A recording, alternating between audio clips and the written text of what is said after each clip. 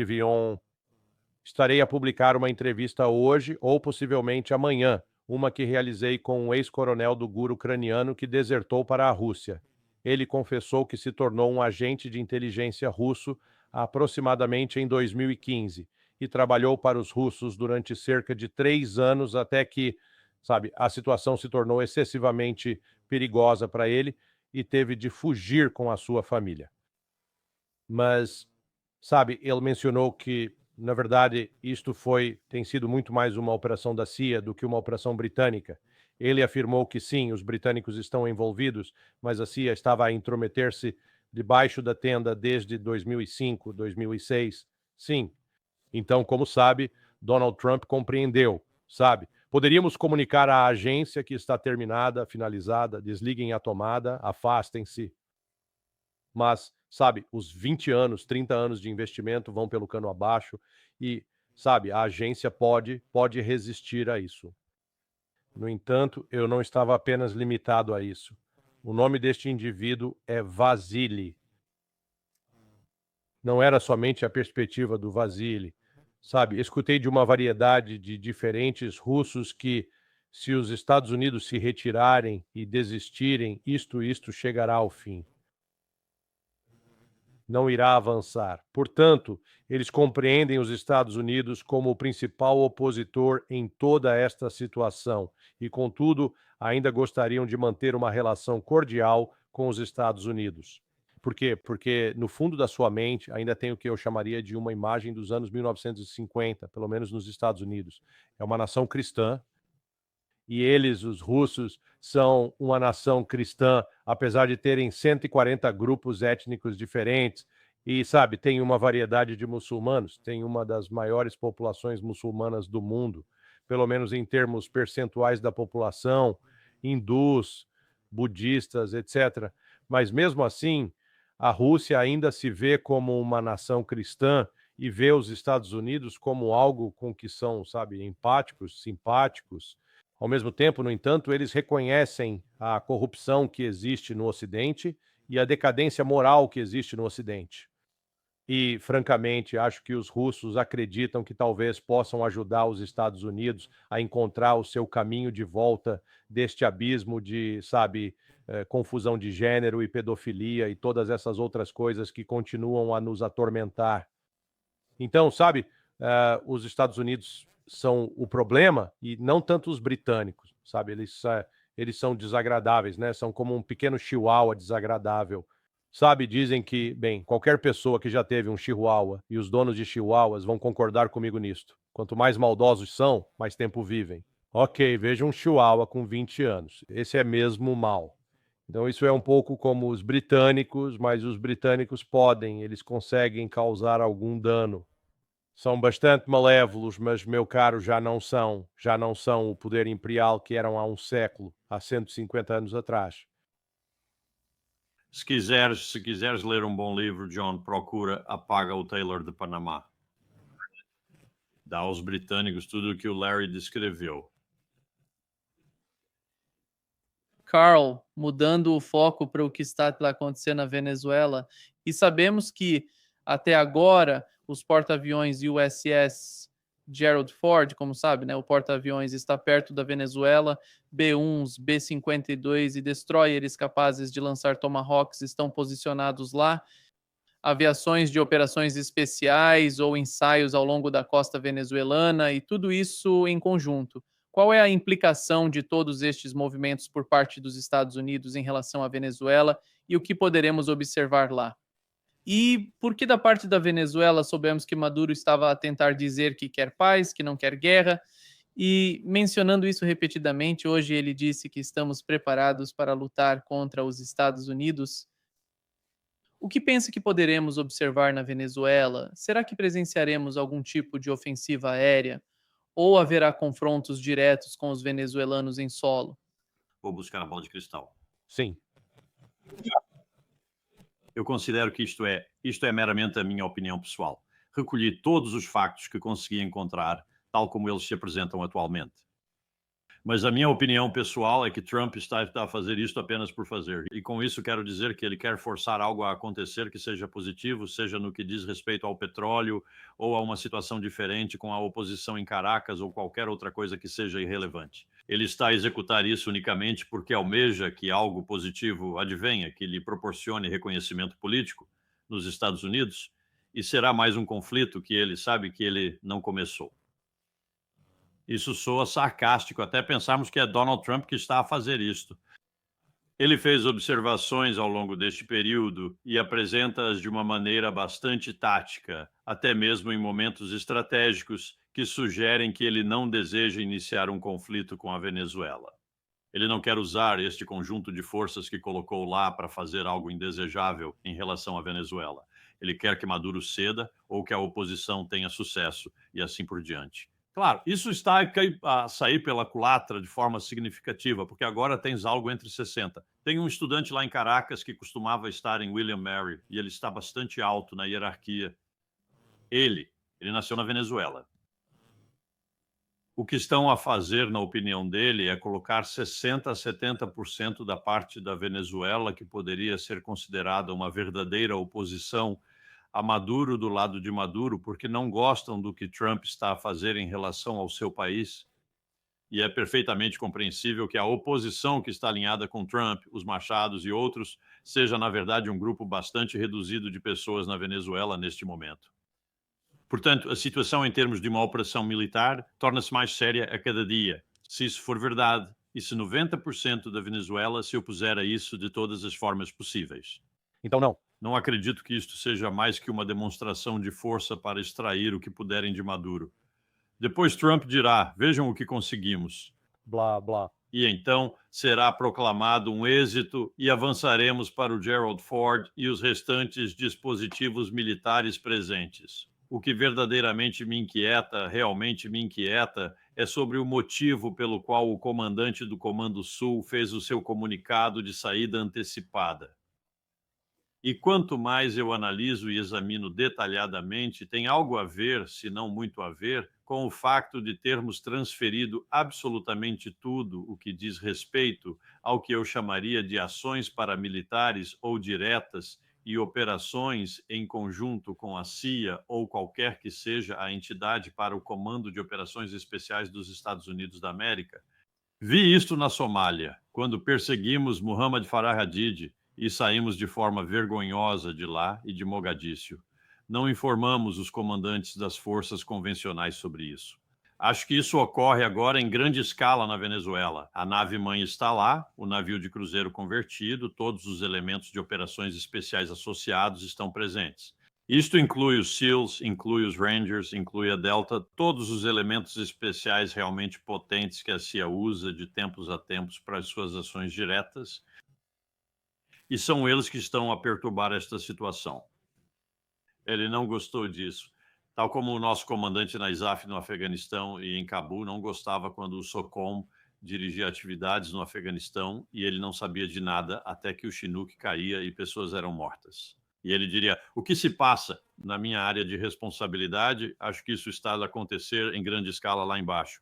Isso é uma parte da situação que me incomoda, porque essas pessoas, em alguns casos, já estão em terra a fazer coisas e já estão a fazer coisas de forma cinética. Portanto, isto é novamente uma receita para o desastre para o império, se não encerrarmos isto e cuidarmos dos nossos próprios assuntos até certo ponto. Larry, mantenha-se firme. Bem, eu digo, sabe, quando dou uma aula de armas de fogo, não permito armas carregadas na sala de aula, porque se tiver uma arma carregada e a estiver a passar de mão em mão, a certa altura alguém provavelmente fará algo estúpido ao colocar o dedo no gatilho e causar um disparo negligente. E o paralelo é o que realizamos, temos todas estas forças dos Estados Unidos em alerta, armadas, preparadas e destacadas, prontas para intervir. Mas, dia após dia, já estamos nisto há pelo menos 3 meses, Beast. Eles estão lá fora, armados e prontos. Só se pode manter um nível alto de alerta por tanto tempo antes que a capacidade comece a degradar-se ou que as pessoas fiquem descuidadas. Sabe, vai haver algo, sabe, um acidente pode acontecer. E o Coronel Wilkerson tem razão, essa mitologia de Hollywood sobre as forças de operações especiais domina muito do nosso pensamento político e tem dominado desde o 11 de setembro. E veja, eu trabalhei com essa comunidade, meu Deus. Já se passaram quase 4 décadas, sabia? Então, sabe, eu conheço isso de trás para frente, sabe? Além daqueles que são convencionalmente conhecidos por outras unidades que chamam de SAPs, e são programas secretos, e nós não, sabe, a pessoa comum não sabe sobre eles. Possuem capacidades extraordinárias para um conjunto restrito, bastante restrito de missões específicas.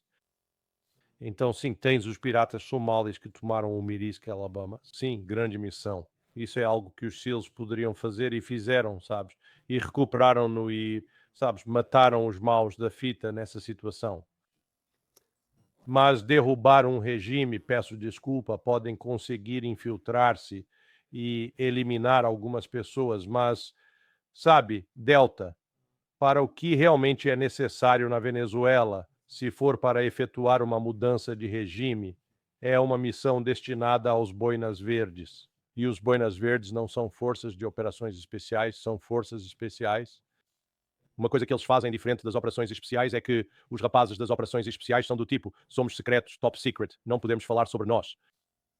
Enquanto que os boinas verdes são ensinados a ir, fazer amigos com os locais, comer a sua comida, viver com eles, vestir-se como eles, falar como eles, interagir com eles, ser seus amigos. É uma mentalidade bem diferente. E, efetivamente, uma das tensões que existia dentro da Delta Force era, inicialmente, a tentativa de integrar mais Rangers, pois os Rangers possuem uma mentalidade totalmente distinta dos boinas verdes. Agora há soldados com insígnias dos boinas verdes e dos Rangers. Mas, sabe, não quero entrar em muitos pormenores, mas é importante que as pessoas entendam como funcionam estas mentalidades militares. Portanto, eu acho que o que Trump vai enfrentar é o facto de que ele não pode garantir um sucesso, que se lançarmos qualquer operação militar vai correr bem. Poderia muito bem ser verdade. Sabe, os venezuelanos são significativamente mais capazes militarmente do que os Houthis. Não tem tantos mísseis de longo alcance, mas, por Deus, tem mísseis suficientes, ar e ar-superfície, que podem disparar a partir de F-16. Isso poderia tornar-se um dia muito mau para as forças navais dos EUA ao largo da costa. Portanto, acho que tudo isto está provavelmente a encaminhar-se para encontrar o que será, em última análise, uma solução diplomática. E não me surpreenderia ver a China e a Rússia a ajudar nos bastidores, de certa forma a encorajar Trump, mostrando que ele pode conseguir uma vitória. Eles vão estabelecer que vai haver eleições. Mas como o Coronel Wilkerson notou, o que a política de Trump fez até agora foi tornar Maduro mais popular, não menos. Sabe? E de facto, se houver eleições, ele poderá afirmar: veja, eu sou aquele que enfrentou Trump. E Trump não se atreveu a derrubar-nos militarmente porque não tem capacidade para tal. Apenas para reforçar o que o Larry está a falar, uma das coisas que mais irritou Colin Powell sobre a Operação Just Cause no Panamá e a missão de captura contra Noriega foi um grupo de operadores especiais. Eles causaram o maior número de baixas num tempo mais curto do que qualquer outro elemento na força de invasão.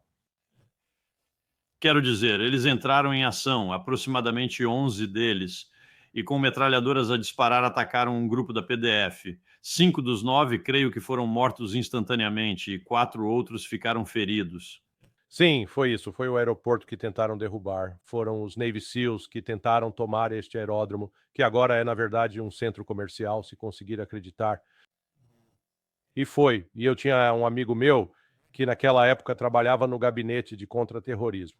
Ele era um comandante dos Navy SEALs e, meu Deus, ele estava extremamente furioso com a cadeia de comando dos SEALs que tinha aprovado esta operação, porque ele afirmava que, se a preocupação era destruir o avião do Noriega, deviam utilizar um C-130 Spectre gunship, destruí-lo completamente e não colocar a vida de ninguém em risco.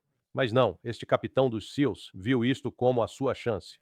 Ei, vejam o que os meus homens conseguem fazer, e colocou-os desnecessariamente em risco, resultando na morte de muitos. E alguns deles, sabe, ficaram tetraplégicos, perderam o controle dos braços e das pernas e estão confinados a uma cadeira de rodas. Estúpido. Foi quase tão mal quanto os F-117 que Powell tentou manter fora da operação. Cheney e o Congresso intervieram e tiveram de incluí-los. Desceram e lançaram bombas na comandância, bombas guiadas por satélite de 2000 lbAP. Grande êxito, declarou a Força Aérea depois. Primeiro uso dos F-117 em combate. Bem, Michael Gordon, do New York Times, foi lá com uma fita métrica e mediu a distância de uma das crateras à comandância. Foi um erro total e uma grande vergonha. Sim, sim. Carl, aqui está o que o ex-funcionário russo da administração Trump, Marshall Billingsley, mencionou sobre... O nome dele é Marshall Billingsley. Ele mencionou acerca do resultado final ocorrido na Venezuela. Alimentou a praga socialista que se disseminou pela América Latina. São os cidadãos venezuelanos. É dinheiro venezuelano corrupto e ilícito que financiou a campanha de Petro. Sentiram que canalizaram dinheiro para o México, canalizaram dinheiro para o Brasil. Assim que a democracia for restaurada na Venezuela, todo esse dinheiro de subversão que tem financiado as campanhas socialistas na região seca. Assim como as receitas do petróleo para o regime cubano, todo o apoio aos nicaragüenses. Esquecemos o que Ortega faz ao povo nicaragüense. É verdadeiramente uma tragédia. Portanto, a solução inicia-se com o ponto crucial aqui. Sim, ele precisa entrar no mundo real. A Venezuela e outros países cortaram relações com Cuba há muito tempo. Caso contrário, Cuba não estaria na situação em que se encontra. É sobre o HFO e outras coisas urgentemente necessárias. Estou a trabalhar com as vítimas do furacão Melissa agora e não acreditaria em quão grave é a situação em Santiago de Cuba, por exemplo. É em grande parte por causa do bloqueio, mas também porque os países que os ajudavam foram cortados. E vejamos o que Marco Rubio acabou de fazer em linha com o que este homem acabou de dizer. Ele estava lá embaixo a tentar convencer os presidentes dos chamados regimes de direita nas definições sul-americanas a estarem do nosso lado para destituir Lula, tirá-lo do poder, sabe, afastar Lula, porque o Lulu é uma coisa trágica para a América do Sul. E acho que sabes o que lhe disseram e sabes o que o povo equatoriano disse ao seu líder, que é de direita e que ia permitir-nos voltar? Disseram não com cerca de 60% num referendo. O presidente da Bolívia, considerado de direita, disse que o Lulu é importante, faço negócios com ele, vai-te embora. Então não funcionou bem, mas esse é o propósito e foi isso que aquele sujeito insinuava sobre o Maduro, sem dúvida. Provavelmente o Maduro envia algum dinheiro por aí, assim como outros líderes na América do Sul, da mesma forma que nós fazemos para tentar influenciar governos no mundo em relação à política. Mas o ponto principal do que esse homem estava a afirmar é que ele não está informado de maneira atempada e é ignorante. E eu diria exatamente o mesmo sobre o Marco Rubio, que aparenta ter uma vendeta contra todos os países da América Latina, especialmente Cuba, no solo da qual ele nunca pôs os pés. E a nossa política em relação à América do Sul e à América Latina em geral, hoje é abismal. É tão abismal quanto as nossas políticas noutros lugares. Assim, o Império falha novamente, e ele é um exemplo perfeito de como falha e por que falha. Claro, o Coronel Wilkerson usou uma palavra curiosa, política. Não estava ciente de que tínhamos alguma. Bingo. Certamente, bingo, sim. Larry, qual é a tua opinião sobre esta notícia que está a emergir no X? Ele está a discutir, sabes, o X de Jonathan Pollard. Sabes, ele teve um encontro, uma reunião confidencial com Mike Hockey na Embaixada dos Estados Unidos, Embaixada dos USA em Jerusalém. O que é exatamente isso? Sobre o que foi a reunião? Sabe, porque eu argumentaria porque este indivíduo, não sei se teve a oportunidade de ver as entrevistas que o Jonathan Pollard deu recentemente. Ele estava a discursar sobre a CIA ser contrária a Israel. A CIA? Ele mencionou a CIA como um dos adversários de Israel. Sim. Eu acho que Huckabee está a falar com Pollard para tentar neutralizar qualquer grupo antisionista que ainda esteja, de alguma forma, enterrado na burocracia da comunidade de inteligência e militar dos Estados Unidos. Quero dizer, Pollard é um ser humano detestável, desprezível e gordo. Quero dizer, sim, ele é apenas, sabe, ele é leal a Israel, não leal aos Estados Unidos. Mas sabe, é o que é. Mas isso apenas mostra que, sabe, Huckabee também não é leal aos Estados Unidos. Ele é leal a Israel antes de mais nada. Esse é o problema. Os sionistas. Este é mais um exemplo deste grupo sionista, porque, lembre-se, Huckabee não é judeu, mas, meu Deus, ele é um sionista extremamente fervoroso. E toda essa confusão cristã sem sentido acerca de, Israel é o povo escolhido de Deus e o Senhor Jesus Cristo vai regressar, sabe? Todo esse disparate é a base para muitas políticas terríveis e, não obstante, aqui está Huckabee a abraçá-lo. Então, contudo, isso gerou de fato uma divisão significativa no Partido Republicano e na base MAGA que não irá desaparecer tão facilmente. Se alguma coisa é isso. À medida que os sionistas tentam mais desesperadamente, eles recuperam o controle e reprimem todas estas pessoas, sabe? A Candace Owens, o Tucker Carlson e o Nick Fuentes, todas as pessoas que falam abertamente, está a ter o efeito exatamente oposto. Está a criar mais oposição aos sionistas. Nema, se o Trump fosse esperto, né, aproveitaria esta pequena vitória, mas ainda assim uma vitória, especialmente considerando o que o Larry mencionou sobre o que está a acontecer dentro do MAGA agora. Ele ligaria de volta e despediu. Sim. Houve uma entrevista, coronel, com o ministro dos Negócios Estrangeiros iraniano Abbas Araghchi. Ele mencionou isso em 3 ocasiões. A equipe iraniana conseguiu chegar a algum tipo de acordo com Witkoff e encontraram algumas soluções em 3 ocasiões. E sabe, sempre que Witkoff voltava a Washington, após falar com as pessoas lá, ele voltava e dizia que isso não era possível. Na sua opinião, quem lidera as operações em Washington sobre o caso do Irão? Porque quando o Witkoff vai lá e concorda com algo, mas depois volta a Washington e diz algo diferente, qual é a sua visão sobre isso? Acho que é o homem sobre o qual Tucker Carlson avisou Trump que seria assassinado se fosse vice-presidente. E não necessariamente o próprio Marco Rubio, né, embora eu acredite que isso seja uma parte significativa, mas as pessoas que ele representa, como Lindsey Graham e outros, nós, por vezes, esquecemos. E fui frequentemente recordado disso durante o período em que estávamos a ponderar a guerra ilegal com o Irão, com o Iraque por agressão. Há legislação no Congresso dos EUA que oficializa a política americana. Mudança de regime no passado no Iraque e no Irão, com Lindsey Graham a desempenhar um papel crucial nisso. Outros no seu círculo também estavam. Portanto, esse é o elemento que não descansará, tal como estão a querer enfraquecer a Rússia através da Ucrânia com ainda mais veemência. Eles não vão descansar até haver mudança de regime em Teherão. Sim. Aqui está parte da entrevista que o ministro dos Negócios Estrangeiros Biran deu ao The Economist. São a favor de um acordo, mas de um acordo justo e equilibrado. O problema reside no fato de que, quando os americanos, especialmente a administração atual, mencionam um acordo, na realidade, pretendem impor o que desejam. E foi exatamente isso que vivenciamos há apenas 2 meses em Nova York. Estamos prontos para a negociação, mas não para imposições. Nós estamos prontos para um acordo, mas para um acordo justo e equilibrado, não um acordo unilateral. Quão preparados estão se houvesse um ataque israelita subsequente ao Iraque? Estamos ainda mais bem preparados em comparação com a guerra anterior. Poderia explicar de que maneira estão preparados? Sabe, os nossos mísseis encontram-se, numa posição significativamente melhorada, tanto em termos de quantidade como também de qualidade. Aprendemos muitas lições durante a Guerra dos 12 Dias. Compreendemos os nossos pontos fracos e os nossos pontos fortes, assim como os pontos fracos dos israelitas. Trabalhamos em todos esses aspectos e estamos totalmente preparados, ainda melhor do que da última vez. Isso não significa que queremos guerra. Como sabe, a melhor forma de prevenir uma guerra é estar preparado para ela. Os russos ajudaram-nos muito durante os 12 dias de guerra.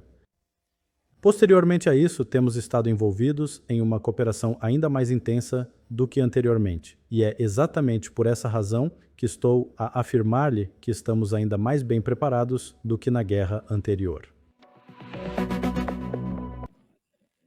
Esta é a primeira vez que estão a falar sobre isso, pelo menos nunca ouvi antes que estivessem a falar sobre os iranianos. A cooperação entre iranianos e russos durante a Guerra dos 12 Dias. Larry? Sim, na verdade, vi ontem um relatório que dizia que Rakshi teve 3 conversas com Lavrov nos últimos 5 dias. Portanto, há algo a acontecer nos bastidores. Mas sabe, e nem sequer mencionaram os chineses. Tem havido também um aumento significativo na cooperação no âmbito militar e diplomático entre o Irão e a China. Tanto a Rússia como a China reconhecem que o Irão está em crédito. É um recurso extremamente crítico, um recurso geoestratégico para ambos os países. E por isso, sabe, eles não vão ficar parados a observar o Ocidente destruir o Irão. Na verdade, eles vão fazer tudo o que puderem para os ajudar agora. E o Irão tem alguns problemas críticos neste momento, particularmente com a água, e, sabe, podem ter de realmente mudar a capital para outra parte do Irão, onde possam pelo menos ter água garantida. Sabe, será uma transformação significativa na vida nacional do povo iraniano, mas, sabe, eles não vão render-se. É um plano longo, sabe? Remonta a muito tempo. E lembro-me de que falavam sobre, sabe, mover a embaixada do petróleo para o sul do Irão, para o sudoeste do Irão. E está tudo a avançar. Eles estão a planear isto há tanto tempo. Larry, ao olhar para o que o ministro dos Negócios Estrangeiros do Irão acabou de dizer, eles estão preparados para negociar com os Estados Unidos, mas não vão aceitar, não vão ser forçados a negociações. Sobre o que ele discutia, qual é a visão para os russos, para os americanos, na sua opinião, o que ele comunica, isso terá impacto na administração Trump? Queria dizer isso ao Coronel Wilkerson, não é? Sim, fala do coronel. Coronel, você sim, o outro, Larry. Deus sabe se isso irá ressoar com ele. Contudo, vou dizer-lhe o seguinte: estava a observar detenções esta manhã e, bem no centro, uma história significativa era que haverá uma guerra com o Irão. Penso que essa é a questão crítica agora. Concordo com isso. Acho que antes do Natal. Agora vou adiar um pouco, né? A menos que a situação política de Netanyahu se torne tão grave que ele seja expulso. E estou a ouvir cada vez mais sobre as possibilidades disso acontecer. Isso, no entanto, ignora o facto de que quem quer que venha a substituí-lo será semelhante, apenas um pouco mais discreto e talvez não tão habilidoso no ato de assassinar. Isso significa que isso também atrasará esta questão de atacar o Irão? Não acredito que sim. Portanto, penso que o que estou a ouvir do Irão também, e você mencionou isto no outro dia, é que eles estão convencidos de que isso também está a aproximar-se. E assim penso que estamos prestes a enfrentar uma situação muito cataclísmica no sudoeste asiático, particularmente se Bebê usar a ameaça de armas nucleares contra Trump para o obrigar a intervir. Eu não acho por um momento que ele não fará isso. Usarei uma arma nuclear a menos que me salves e depois todos os outros incentivos que Trump tem, e então estamos prontos para começar. Acho que isso é provavelmente o desmantelamento do império de uma forma muito mais rápida e ágil do que eu pensava.